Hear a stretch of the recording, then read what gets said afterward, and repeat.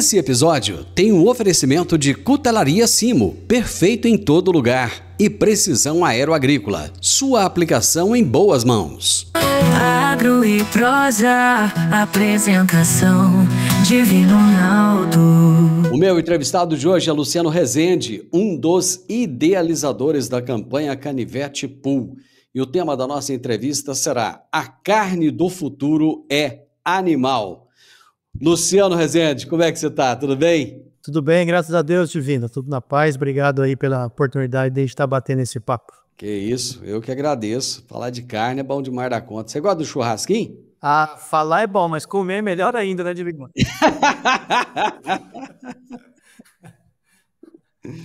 Rapaz, só de falar esse negócio aqui já deu uma vontade de comer um churrasco hoje de noite, viu, Luciano? É bom demais da conta. Então pode fazer, programar aí para ter um churrasquinho, então, para não ficar com essa vontade aí, né, que é muito bom mesmo. Tá certo. Meu amigo, conta uma coisa para mim. O que é Canivete Pool? Então, o Canivete Pool é um grupo de produtores que a gente trabalha em conjunto, né? E a gente tem todo um sistema de planejamento das fazendas. Na verdade, cada produtor faz seu planejamento em conjunto com os técnicos, né? E depois a gente unifica esse planejamento em um só, para que a gente possa ter uma distribuição mais homogênea no fornecimento de animais para comercialização, né? E o principal objetivo disso vem lá daquela base, né? Que a gente tem que ter qualidade, quantidade e frequência de entrega. Então a gente organiza os produtores para que a gente possa ter esses 3 pontos aí trabalhando em conjunto.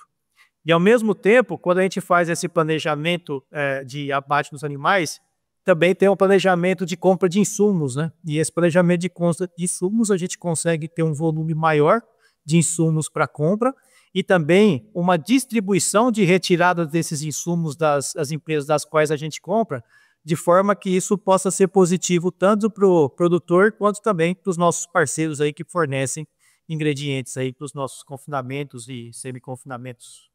Por que canivete, hein? O Canivete ele começou dentro da empresa na qual eu sou até o CEO da empresa hoje. Começou da ideia como se fosse um canivete suíço. Então são várias ferramentas que a gente tem para poder melhorar o resultado dos clientes. Então você tem desde ferramenta que trabalha a parte de gestão, a parte ambiental, aí tem a Canivete Pool, que a gente trabalha essa parte de planejamento e negociação. Então, são ferramentas que proporcionam um resultado melhor para os clientes. Vocês têm uma campanha que se chama A Carne do Futuro é Animal. O que motivou a criação dessa campanha? Então, essa campanha, Divino, ela vai muito além da ideia nossa, tanto de empresa, quanto da ideia desse pool, né?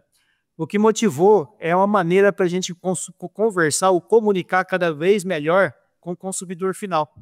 Então a gente enxerga às vezes nas redes algumas disseminações de informações que não necessariamente são pautadas em ciência, são pautadas em informações que saem dentro de instituições, né, de ciência.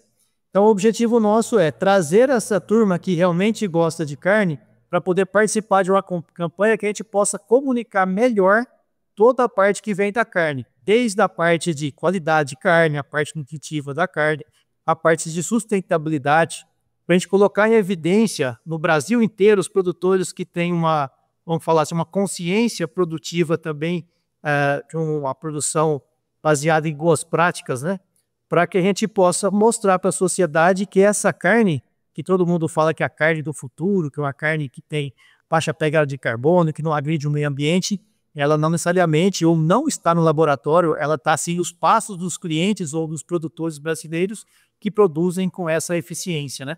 Então o objetivo principal é esse, mostrar o tanto de produtor bom que tem nesse Brasilzão aí, mostrar que a gente é capaz de produzir uma carne que possa atender a demanda do consumidor final. Eu vi uma historinha esse dia que eu achei interessante, falando que eu não tenho nada contra vegano, né? Cada um como que quer. Eu acho o seguinte, na vida a gente tem liberdade, desde que a gente não atinja o outro, a gente faz o que quer da vida da gente, né? Mas a história é o seguinte, que o pessoal está comendo vegetal para substituir a carne, né? E o boi tá comendo o pasto, está comendo a vegetal para criar a carne. Quer dizer, se você estiver comendo a carne, você já come vegetal, né? Você é vegano de tabela que a turma brinca, né? Exatamente. Mas essa é uma posição que às vezes a gente leva até na brincadeira, mas eu acho um ponto fundamental disso, Divino, é trazer para a conscientização do sistema produtivo verdadeiro, né? Que às vezes as pessoas deixam de comer carne não porque ela é vegana, e sim porque tem algum motivo que levou a isso. E um dos motivos que às vezes vem à tona é a própria ideia que o boi é um dos responsáveis por exemplo, a maior emissão de gás de efeito estufa. E já tem mais que são vários trabalhos que mostram que isso não é uma realidade. Não que ele não seja um emissor, não é isso. É que o sistema de produção, ele consegue não só emitir, mas principalmente mitigar esse carbono e entregar uma carne que também é é em prol do meio ambiente. Isso vem de boas práticas de produção, né?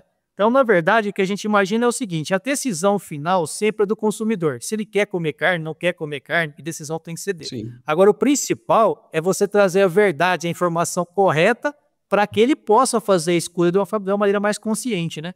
Então, a gente vem batendo justamente nessa tecla. Respeitamos quem come carne, quem não come Lógico. carne, está tudo certo. Nós só queremos que os motivos sejam motivos que tenham fatos e evidências que demonstram, né? Mas é engraçado, Luciano, porque eu não vejo o pessoal que fala o negócio do boi aí, do pum do boi, da arroz do boi. Eu não vejo ninguém deixando de viajar de avião, não vejo ninguém deixando de andar de carro, né?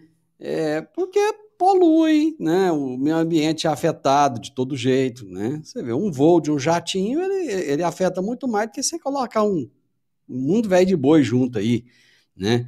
Então, eu acho que tem que ter bom senso, né? Lógico, o planeta, ele é mais importante do que tudo, porque é a nossa casa, né? E só tem esse, acabou esse, não tem outro. Não tem plano B, né? Não tem para onde fugir. Mas, meu amigo, tem que ter bom senso, né? E lutar pelas causas corretas.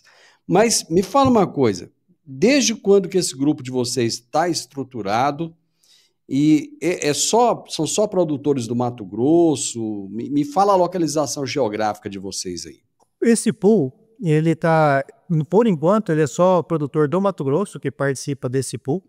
E a posição geográfica nossa, basicamente, está voltada aqui ao sul do Mato Grosso, sul-sudeste, região de Rondonópolis e em torno.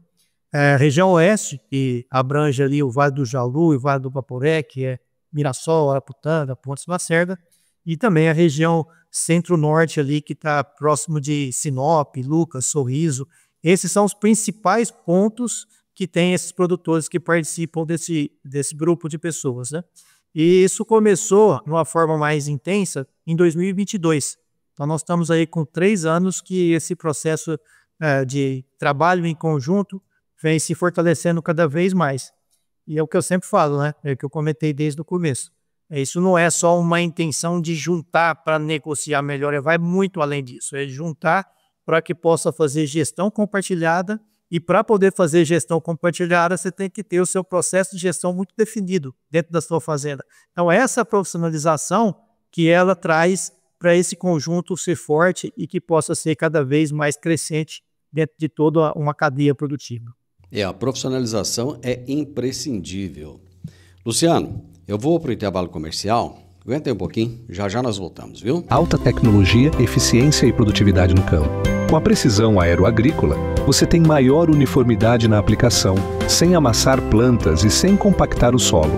Tudo isso com menor impacto ambiental e uma equipe comprometida com ética, respeito, inovação e resultados. Certificação em aplicação aeroagrícola sustentável, base em Catalão e pontos de apoio em Goiás, Minas Gerais e São Paulo. Precisão Aeroagrícola, sua aplicação em boas mãos. Acesse www.precisaoaeroagricola.com.br. Luciano Rezende é um dos idealizadores da campanha Canivete Pool, lá do Mato Grosso, na região ali de Rondonópolis, e ele está conversando conosco hoje a respeito da carne do futuro. Segundo ele, a carne do futuro é animal. Desde que vocês começaram essa campanha, o que vocês sentiram de resultado positivo? O que você acha assim que já melhorou? Você falou, olhando lá quando a gente começou em 2022 e olhando agora, nesse ponto aqui a gente já conseguiu avançar. Eu diria que o principal ponto, eu vou sempre bater nessa tecla, que o principal ponto realmente é o processo de gestão. Imagina você quer entrar dentro de uma fazenda hoje, e não são números, né? São várias fazendas já, mas dentro dessa fazenda que você já tem um planejamento anual. A gente já sabe, por exemplo, qual que é o abate dos bois, já estamos montando agora 2026, quantos bois que vai abater cada fazenda para 2026. Você tendo essa previsibilidade de abate dos bois durante 26, você já tem uma previsibilidade de compra de insumos. Então você já sabe quanto de insumo você tem que preparar para a compra de 2026. Além disso, você tendo todo esse planejamento, você começa a saber qual que é o seu custo de arroba. E aqui eu vou além, não vou no custo de arroba produzida. A gente trabalha muito nesse grupo, é o custo de arroba acumulada que a gente fala. Ou seja, eu vou entregar um boi com quantas arrobas e que preço custa essa arroba total. E aí eu tenho já de cara meu ponto de equilíbrio, né, meu break-even. Com esse ponto de equilíbrio, me dá a oportunidade de fazer as travas na P3, por exemplo, para garantir margem. E quando você faz essa distribuição anual, você também ajusta o fluxo de caixa dentro da fazenda do cliente. Então isso vai gerando uma série de fatores que vai profissionalizando cada vez mais a cadeia produtiva do cliente. E trazendo junto desse movimento, o que você começa a fazer? Você todo ano tem metas diferentes, porque se você tem todas as informações, você, como um bom mineiro, né, que eu sempre uso essa frase, onde é que eu estou? A partir do momento exato que eu sei onde é que eu estou com os meus números, eu consigo, a cada ano, desafiar esse cliente a ir além. E quando você desafia esse cliente a ir além, você vai aumentando o sarrafo de produtividade e lucratividade desse cliente. Então eu trago informação produtiva e trago lucratividade. E quando eu vou cada vez mais apertando esse sarrafo e melhorando o sistema produtivo, a consequência disso é uma melhoria na sustentabilidade do sistema de produção. E aí você começa a trazer um número de sustentabilidade desses clientes, onde você começa a falar, bom, seu sistema de produtivo hoje é tanto de produção, é tanto de lucratividade, e você tem uma pegada de carbono que está muito abaixo da média nacional. E aí você começa a trazer o cliente para uma gestão muito mais profissional, e isso que vai fortalecendo o negócio. Então, sempre a base nossa é essa, Divino. O ganho de gestão dentro do processo, ele está acima de qualquer outra coisa. E ele fica menos suscetível a essa oscilação de mercado, né? Igual aconteceu agora, a arroba do boi está lá em cima, de repente a arroba do boi está lá embaixo, e de repente começa a subir de novo, aí não tem matriz, aí não tem bezerro. Ele consegue ter um planejamento melhor, não é isso? Total, esse é o ponto. E essa conversa, ou essa prosa, né? Prosa é o nome mais bonito. Essa prosa que o produtor tem costume de fazer, principalmente em negociações, a principal prosa que é por quanto eu vendi.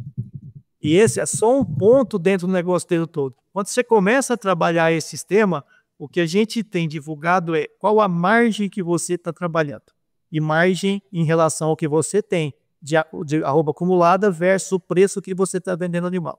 Quanto melhor sua margem, independente se você está vendendo mais caro ou menos caro no mercado, mais sustentável vai ser seu negócio na parte econômica.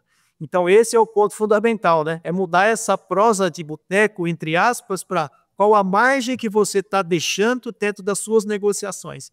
E isso muda o patamar do produtor de uma forma que às vezes até assusta eles mesmos. Fala, nossa, faz tantos anos que eu estou na pecuária e eu brigo só para vender mais caro, e agora eu começo a entender que esse não é o meu principal negócio, eu tenho que ter mais margem. Não é só aumentar o valor da arroba, é preocupar com a gestão para ver quanto que vai sobrar no bolso. Às vezes a arroba pode estar até com valor mais baixo, né? Mas se ele tem uma boa gestão de custo, ele consegue ter uma margem melhor, né? Isso acontece muito no leite também, né? Mais ou menos a mesma coisa, não é? É muito parecido quando você vai para o leite, quando você vai também para qualquer empresa. Tem das pessoas que você já até entrevistou aí, que é um cara que eu admiro bastante, ajuda a gente bastante, já foi até do nosso conselho, é cliente nosso, o seu Shiro Nishimura. Ele sempre gosta de falar que o lucro de qualquer empresa é margem vezes giro.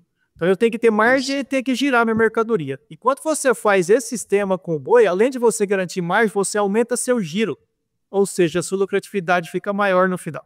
Então isso vale para o leite, isso vale para quem tem qualquer empresa de varejo ou indústria, e também, por que não, vale e muito também para o produtor de gado, né, de carne. Luciano, você falou de pegada de carbono. Quando você senta com o produtor para conversar sobre isso, essa questão da pegada de carbono tem fundamento para ele? Ele é sensível para ele enquanto negócio, enquanto margem, enquanto lucro, enquanto produto no mercado?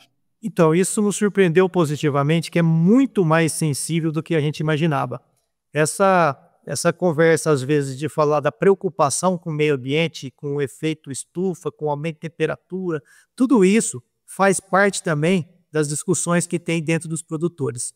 O que mudou foi ele entender a real posição dele dentro desse negócio.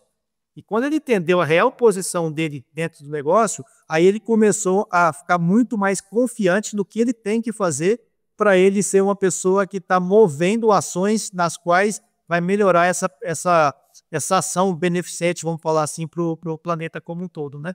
E aí a preocupação é fundamental. Eu costumo dizer que a gente tenta melhorar o planeta não é para nós, mas que o efeito nosso no planeta a gente não vai sentir. O planeta não tem nada de efeito imediato, ele é sempre de longo prazo. Quem poderia sentir é as futuras gerações. E as futuras gerações partem naquilo que tem mais sentimento para nós, né? Você sabe mais do que eu que produtor rural, normalmente são pessoas que são muito família. O negócio familiar dentro do agronegócio brasileiro é gigantesco. Então, essa pegada de família bate muito. Então, falar que ele não preocupa com o futuro, está falando que ele não preocupa com o que ele sempre fala que é o bem principal da vida dele, que são os seus netos, seus filhos e tudo mais. Então, essa é uma questão de comunicação entender. Na hora que eles entenderam isso, é impressionante o tanto que a família uniu, que as esposas e as mulheres também que tomam frente do agro traz essa conversa para a mesa, e a convergência dos filhos para o negócio aumentou substancialmente dentro desses clientes. E o prazer de quem está na frente do negócio, quando traz a família junto, isso é coisa que não consegue se medir. E aí o produtor falou, bom, Luciano, então essa sustentabilidade é fundamental, eu entendo, o que eu tenho que fazer para melhorar? Essa era a pergunta, porque às vezes ele apanha, mas ele não sabe como faz. Eu brinco até que a fila de quem dá palpite é gigante, de quem move ações é sempre menor, né? E essa fila, ela tem aumentado com meus produtores, que ele não só sofre a crítica, ele não quer mais devolver a crítica. Ele quer mover a ação e provar que ele tem feito algo para melhorar. E quando ele entendeu que quanto melhor ele produz, mais produtividade ele tem dentro da área. E eu costumo falar que produtividade é quantas pessoas você alimenta por hectare. Essa é a palavra produtividade para entender, para as pessoas da cidade entender o que é produtividade. E quanto mais pessoas eu alimento por hectare, mais eu consigo preservar as áreas nativas. Então, esses produtores todos estão aumentando a produtividade sem derrubar um pé de árvore, nada. Ele está preservando e preserva bem, por quê? Porque ele consegue atender sua demanda dentro da área que ele já tem aberto. E quando você vai falar também da parte de sustentabilidade, a gente começou a trazer o número dele. E o número dele é quanto libera-se, né, dentro do processo de... Tem uma parte que libera gás carbônico, equivalente gás carbônico, desculpe, no boi é o metano, né? Então você transforma em esse equivalente gás carbônico. Então quanto que o animal libera? Esse é um fator. Quanto que o seu trator, por exemplo, que está movimentando, quanto que ele também libera desse equivalente gás carbônico na produção do dia a dia. Esse é outro ponto. E quanto, por exemplo, se eu uso um tubo hidrogenado, também vai emitir. Ok, eu tenho as emissões. Aí o produtor entendeu que também tem a mitigação. E o que é a mitigação? No manejo bom de capim, você consegue segurar carbono no solo. Através das raízes, através da cobertura à borda do solo, tudo isso retém carbono. Se retém carbono, eu estou mitigando carbono do sistema. O próprio processo do animal ganhar peso, ele está segurando carbono na carcaça na forma de carne. Então, quanto mais eficiente você for no processo de ganhar peso do animal, mais você mitiga carbono do sistema.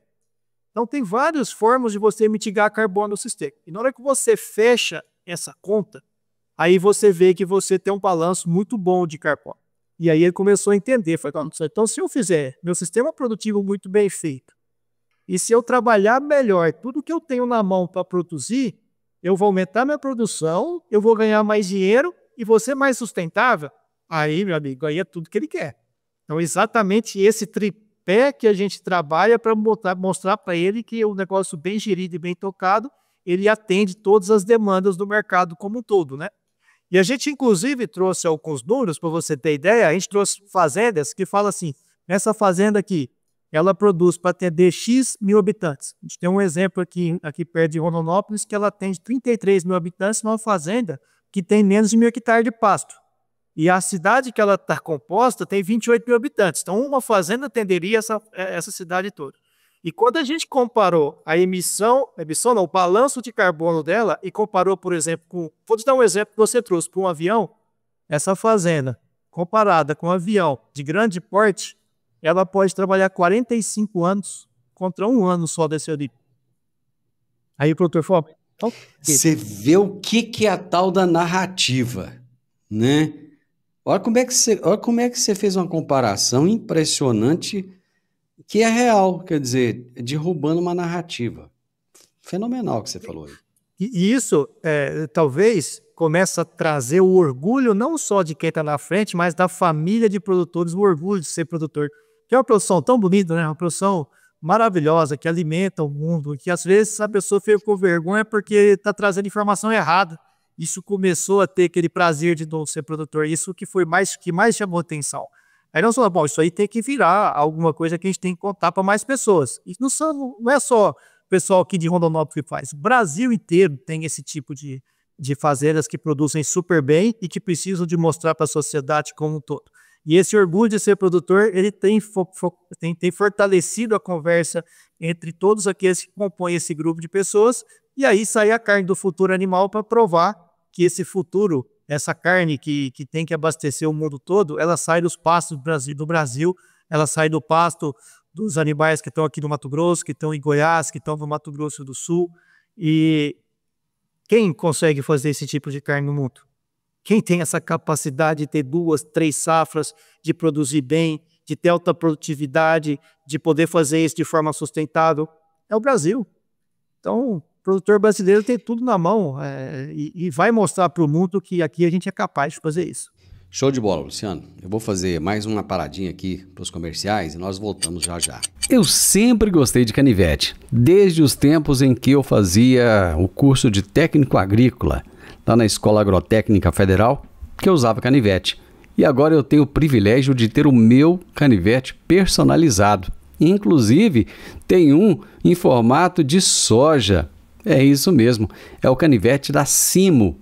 Você gosta de canivete? Eu acho que vale a pena então você conhecer. Pra pescar, montar ou acampar, com canivete Simo você pode confiar. Lâmina de aço afiada e segura, com bainha de couro é qualidade pura. Canivete Simo pra você escolher, perfeito em todo lugar que você quiser ter.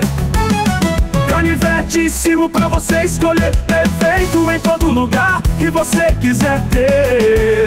Canivete Simo, tecnologia a fio, perfeito em todo lugar. Qual é o futuro da carne bovina brasileira? Segundo uma campanha, que se chama Canivete Pool, o futuro da carne brasileira é animal, né? O Luciano Rezende está conversando conosco a respeito dessa campanha, a respeito desse trabalho que eles fazem lá no Mato Grosso. Eu entrei no portal de vocês e eu observei o seguinte: o próprio layout do portal, ele é bem moderno, eu diria assim, né? Ele remonta muito para aquela questão do churrasco, do churrasqueiro. Os vídeos têm uma linguagem bem jovial. O que levou vocês a buscarem esse tipo de linguagem na comunicação? E eu até observei que ela fala assim, a gente está buscando conversar desde o churrasqueiro profissional até o churrasqueiro de final de semana e a dona de casa que vai ali escolher a carne para o dia a dia. Como é que foi a idealização dessa comunicação? Então, essa comunicação ela veio numa ideia de movimento mesmo. A ideia é você comunicar cada vez mais com o consumidor final. E a gente tem mania, às vezes, de comunicar bem com o produtor. Essa é uma comunicação lado a lado de que a gente faz relativamente bem, mas a gente esquece de saber comunicar com o consumidor final, com a nova geração, com aquela cidade, com a dona de casa que está no dia a dia definindo o que vai servir no cardápio, com a família. Então, essa é a comunicação que a gente quer chegar na ponta. Ela é menos técnica, mas é uma comunicação mais fácil das pessoas entender. Esse primeiro passo é importante a gente dar nesse formato para poder alcançar essas pessoas. Obviamente que o próximo passo vai ser trazer informações científicas para compor isso. Então, por exemplo, já vai vir alguns nutricionistas, médicos, que vai falar da importância da carne na saúde humana. que é um negócio que tem cada vez mais quebrado barreiras, que antigamente não era bom, agora está mostrando que não é bom, é ótimo. Então isso a gente vai trazer através de profissionais da área. A gente vai trazer profissionais para falar, por exemplo, da sustentabilidade de uma forma que as pessoas consigam entender na cidade. A gente vai falar também da importância do bem-estar animal, que para o produtor a gente convence do bem-estar, primeiro, porque ele gosta de mexer com animais, e segundo, que o animal que tem, se você preza pelo bem-estar, ele vai te dar um retorno maior financeiro. Para a sociedade, a gente vai comunicar que essa é uma preocupação de cuidar bem desse animal, que isso faz parte da cultura do produtor. Por isso que essa comunicação ela é um pouco mais jovial, vamos falar assim, e com a cara um pouco mais da cidade. E o que é o principal produto que liga a cidade ao campo? É a carne. É a carne que é o principal produto. É você ter o bife no prato ali, é ele que liga. As pessoas às vezes não conseguem fazer essa ligação direta da carne, da própria camisa que você veste, ou do arroz que você come, e às vezes as pessoas não têm essa ligação tão direta assim com o campo. E a gente quer fazer essa ligação. Esse é um dos objetivos nossos aí com essa campanha. E essa campanha é zero, a perspectiva dela de empresa, vamos falar assim, é zero. Por quê? Porque a gente não quer comunicar alguma empresa que está por trás disso, nada disso. É os produtores mostrando, e oportunidade no Brasil inteiro, mostrar que a gente faz uma carne com essas especificações. Por isso que a conversa está lá com o consumidor final. Deixa eu te fazer uma pergunta aqui, até meio estranha, mas não é um contrassenso empresas, grandes empresas que vivem da carne, cresceram da carne, são referência da carne, estarem investindo em alimento de laboratório? Eu não vou nem falar carne de laboratório, porque eu não considero isso carne. Alimento de laboratório? Eu não sei se chega a ser um contrassenso, porque as definições, às vezes, de empresa é algo que eu não gosto muito de tomar esse partido, tá? O que eu tomaria partido aí é o primeiro ponto, a gente tem que colocar os pingos dos is ou alguma coisa que reflita mais a realidade. Por exemplo, você falou tudo. Carne de laboratório. Bom, carne, essas coisas não podem mudar. Não existe carne de vegetal, não existe carne disso. Da carne é tecido muscular. Sempre foi assim. Então, se sair alguma coisa antes, a gente tem que determinar exatamente como que eu vou comunicar essa coisa para poder o consumidor final entender. E esse é o ponto. Você está comendo carne? Não, você não está comendo carne. Não sei o nome que você vai dar, mas não é carne. E é importante o consumidor final ter essa realidade dos fatos, né? Então, esse é um ponto. Se as indústrias, e tem vários entrando nesse caminho, tudo certo. O que eu entendo é que isso o tempo vai demonstrar que o consumidor cada vez vai nichar para determinados pontos. E um dos nichos que vão existir, creio eu, que até essa carne, que não é carne de laboratório, vai ter um nicho específico sobre isso. Mas mais do que isso, eu acho que nós temos que dar o jeito de dar nicho a essa carne produzida de um jeito diferente. E isso eu gostaria de ver, inclusive, as grandes empresas mostrarem e levar até o consumidor essa carne de um jeito que prova que ela veio desse sistema de produção. Teria que dar nicho e nome, né? Nicho exato. E nome. Porque é a mesma coisa do leite de amêndoa. A última coisa que ele é leite. Não é de mamífero? Então, esses nomes que a gente tem que deixar claro. E nós, como produtores, nós temos que unir para chegar a um ponto que fala assim, bom, carne é tudo igual? Não.